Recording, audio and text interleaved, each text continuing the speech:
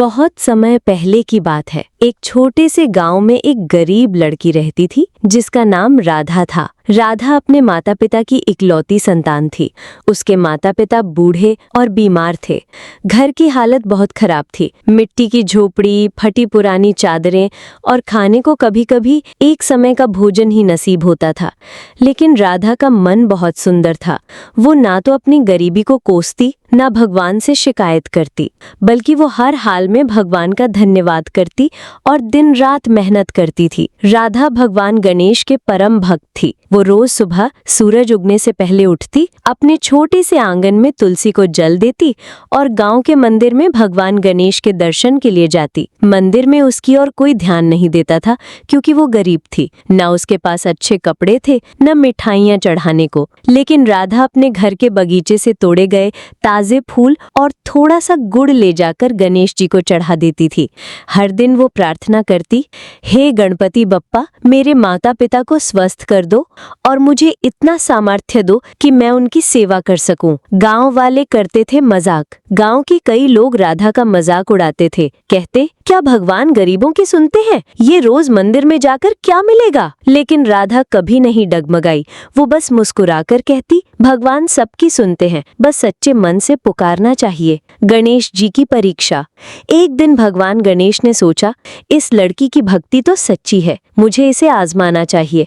वे एक साधु का वेश धारण करके गांव पहुंचे। उन्होंने कई घरों में भीख मांगी, लेकिन सब ने उन्हें टाल दिया। आखिर में वे राधा के घर पहुंचे।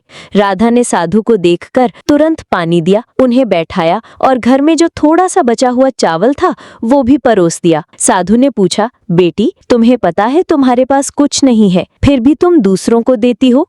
राधा ने मुस्कुराकर जवाब दिया, मेरे पास कम है, लेकिन देने का मन बड़ा है। ईश्वर ने जो दिया है उसमें से थोड़ा देना मेरा कर्तव्य है। साधु के रूप में आए गणेश जी राधा की बात सुनकर भावुक हो गए। उन्होंने अपने असली रूप में दर्शन दिए। राधा ने जब गणेश जी को देखा तो उसकी आंखों से आंसू बहने लगे। वो उनके चरणों में गिर पड़ी। गणेश जी बोले, बेटी, तेरी भक्ति, सेवा और प्रेम देखकर मैं अत्यंत प्रसन्न हुआ हूँ। तुझे जो चाहे वरदान मांग ले। राधा बोली, प्रभु, मुझे अपने लिए कुछ नहीं चाहिए, बस मेरे माता पिता स्वस्थ हो जाए और मुझे इतना सामर्थ्य दो कि मैं दूसरों की मदद कर सकूं। गणेश जी मुस्कुराए और बोले, तेरा ये निश्चल हृदय ही तुझे सब कुछ दिलाएगा। जा, कल सुबह मंदिर में एक लोटा रखा मिलेगा, वो चमत्कारी होगा। जो भी जरूरतमंद उस लोटे से जल पिएगा उसके दुख दूर हो जाएंगे।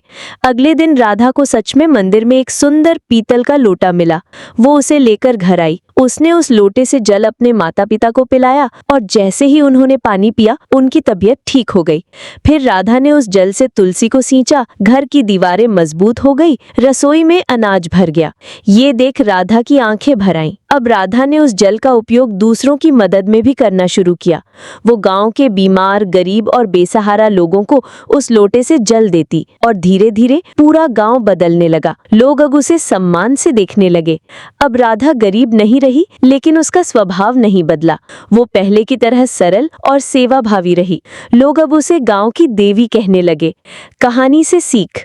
इस कहानी से हमें कई गहरे संदेश मिलते हैं। 1. सच्चे मन से की गई प्रार्थना कभी व्यर्थ नहीं जाती।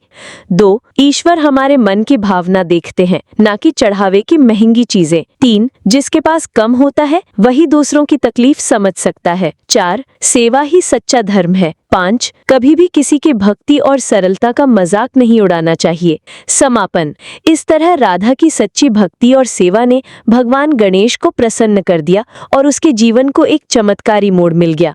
ये कहानी हमें सिखाती है कि ईश्वर की कृपा पाने के लिए दिखावा नहीं, सच्चा प्रेम, सेवा और श्रद्धा चाहिए। गणपति बप्पा मोरया।